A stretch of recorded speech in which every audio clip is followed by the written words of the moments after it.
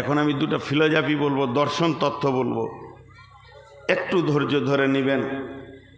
দর্শন তত্ত্বের ভিতরে জ্ঞানের ভান্ডার ভরা আছে, আর এই আয়াতকে সামনে রেখে আমি দর্শন তত্ত্ব বলবো। আল্লাহ বললেন, তর্জমাটা আগে শুনেলেন।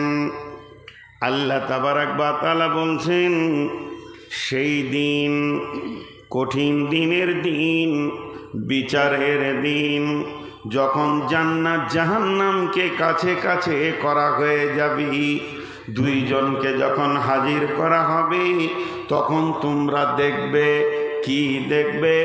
দল দল জিন আর দল দল মানুষ। তাদেরকে জাহান্নামের ইন্ধন বানানো হচ্ছে, তাদেরকে জাহান্নামের লকড়ি বানানো হচ্ছে, তাদেরকে জাহান্নামের জ্বালানি বানানো হচ্ছে।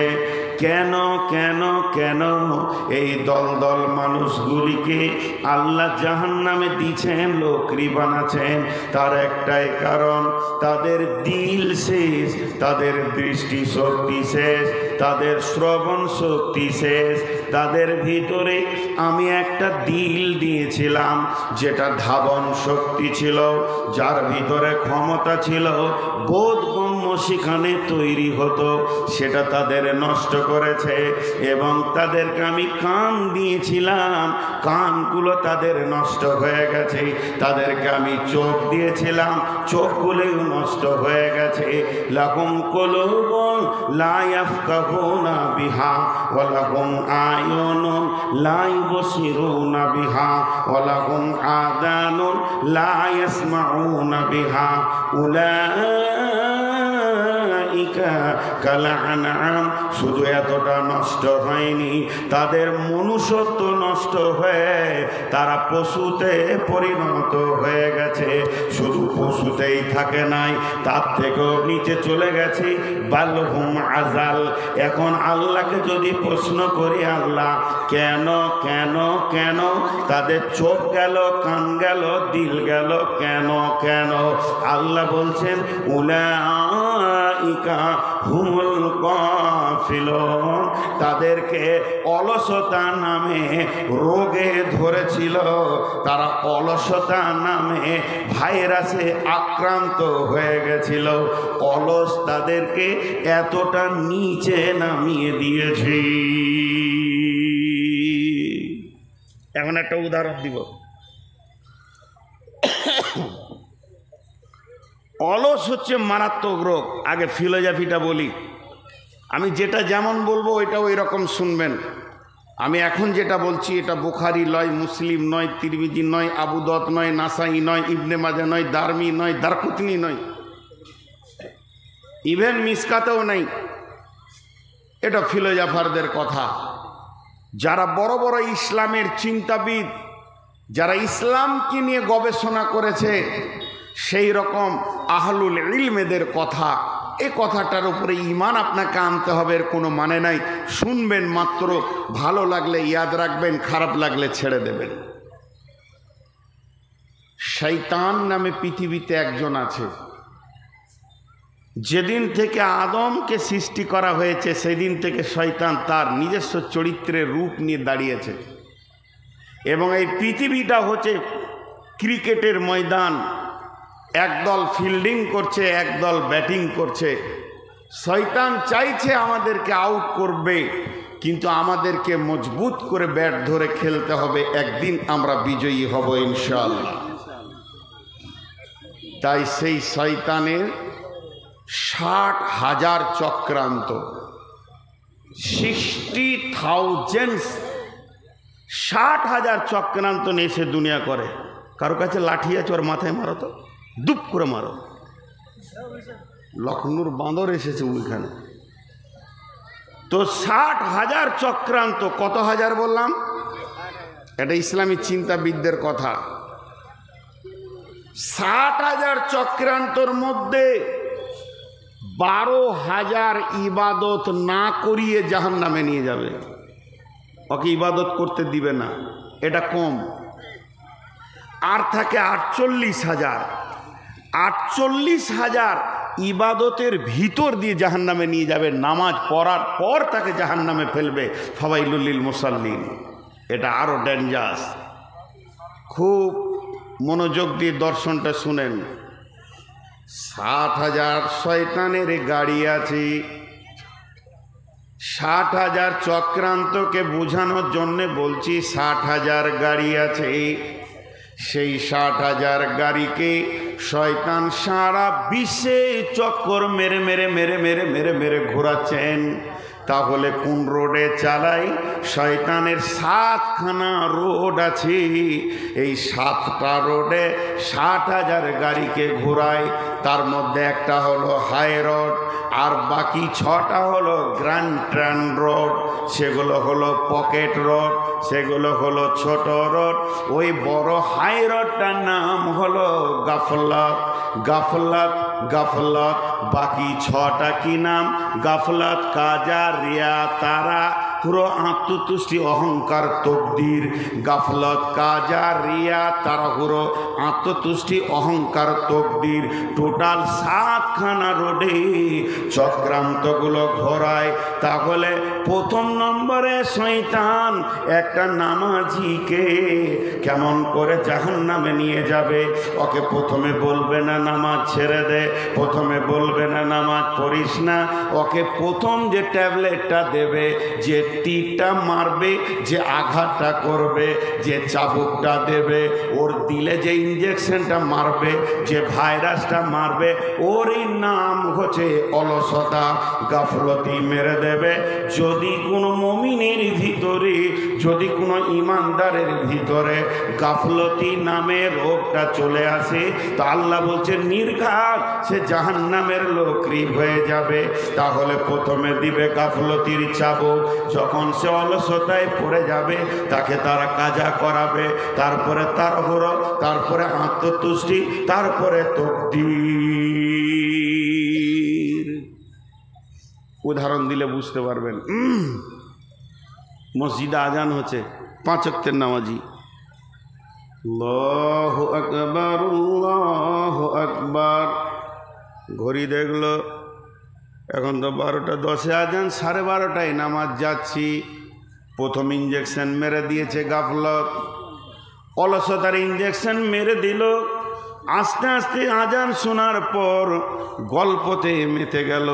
কিছুক্ষণ পর মসজিদের জানালা দিয়ে তকবীরের শব্দ আসছে, কদ কামাতিস সালাহ, কদ কামাতিস সালাহ, আল্লাহু আকবার আল্লাহু আকবার, লা ইলাহা ইল্লাল্লাহ। তখন সে বলবে আমিও তো নামাজ জানি, আমি বুঝি, একটু পর যাচ্ছি। এই করতে করতে করতে করতে 12:30টার নামাজকে 2:30-3টের কাছে নিয়ে যাবে। ওদিকে আসর কাছে আসবে, তখন তারা হুড়ো করে গোসল করবে। গোসল করে উজুটাও করবে এমনভাবে যে উজুটা গ্যারেন্টি আছে কিনা যে ওর কবুল হয়েছে।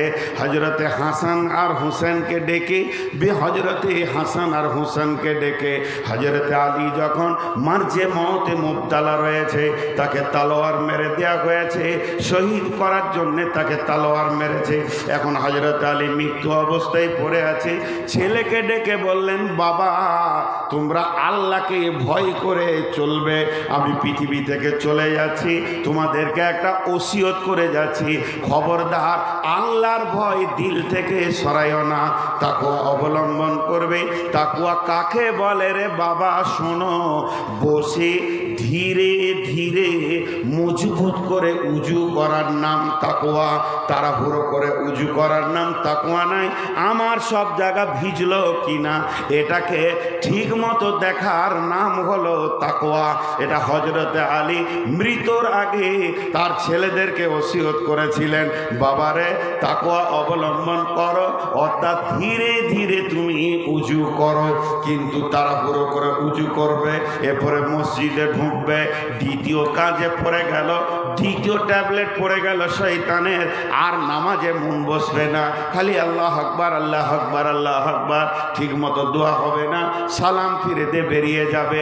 এরপরে শয়তান আত্মতুষ্টি দেবে ওকে, তুই তো নামাজি, তোর মতো তো আব্দুল খালেক আব্দুল মালেক জমিরুল তো নামাজ পড়ে না, মাশাল্লাহ পাড়ায় টোলায় তুই নামাজি, ওই অল্প নামাজি, সে আত্মতুষ্টি রোগে ভুগবে। এরপরে শয়তান ইঞ্জেকশন মারবে, এর ওপরেই তুমি সন্তুষ্টি হয়ে থেকে যাও। তকদিরে জান্নাত থাকলে জান্নাত পাবে, নচেত পাবে না। তার মানে হচ্ছে যখন কোনো মানুষকে শয়তান অলসতার তীর মারতে পারবে, ওর দ্বারা সমস্ত গুনাহ করিয়ে নেবে। তাই আল্লাহ কোরআনে বলছেন, ওয়ালাকাদ জারানা লি জাহান্নামা কাসীরাম মিনাল জিন্নি ওয়াল ইনসি, তোমরা দেখতে পাবে দল দল জিন আর ইনসান, জাহান্নামের লোকরি বানাবো আমি, তাদেরকে সেখানে আমি ভরবো, তাদেরকে ইন্ধন বানাবো, তাদেরকে আমি জ্বালানি বানাবো। কেন কেন কেন? তাদের দিল নষ্ট হয়েছে, চোখ নষ্ট হয়েছে, তাদের কান নষ্ট হয়েছে, তাদের মনুষ্যত্ব নষ্ট হয়ে পশু হয়ে গেছে। শুধু তারা পশু ছিল না, তার থেকেও নিচে চলে গেছে। তার একটাই কারণ, উলাইকা হুমুল গাফিলুন।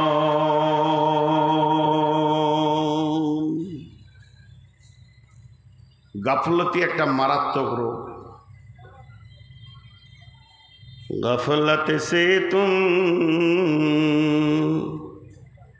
गफलत से तुम उम्र बिताई, फिर भी हुई बदनाम रे।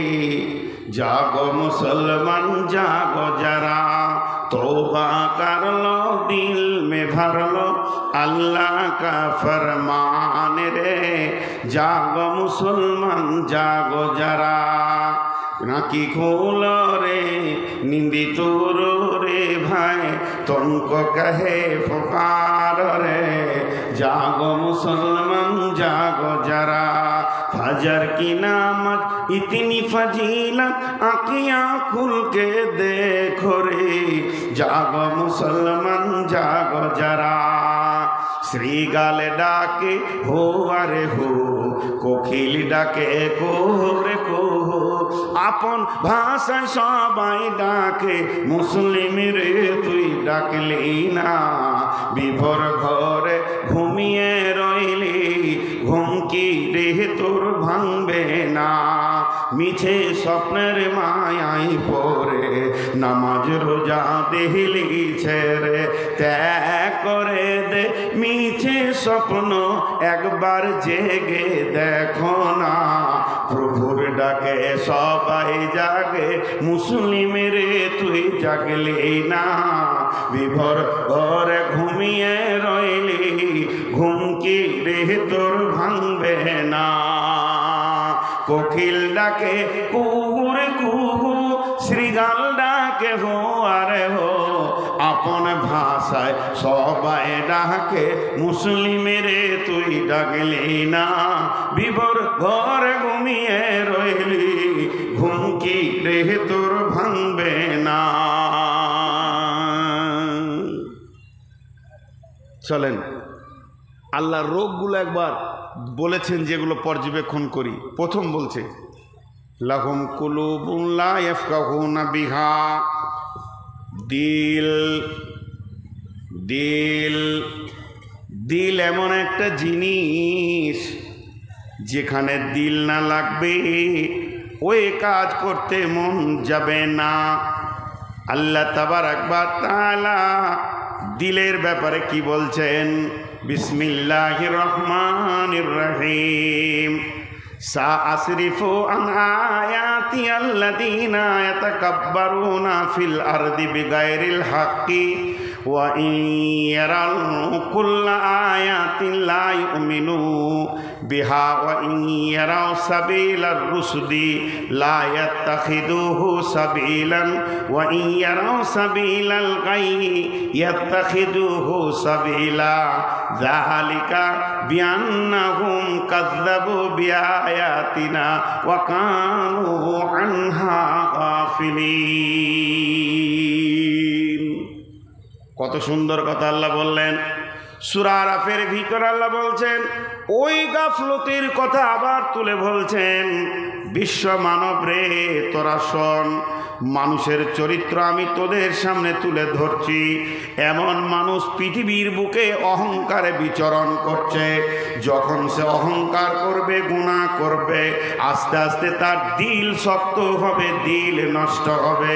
এর জন্য একজন বড় দার্শনিক বলেছে, বন্ধু 4 জায়গায় বসিও না, তোমার দিল নষ্ট হয়ে যাবে। সেই 4 জায়গায় বসতে মানা করেছে। পৃথিবীতে কোন জায়গায়? একজন, এটা মুফাসসিরের কথা। সেই 4টা জায়গা হলো, 1 নম্বর দুনিয়াদার আলেমের পাশে বসিও না, যে দুনিয়াকে চিটিয়ে ধরে আছে এমন আলেমের পাশে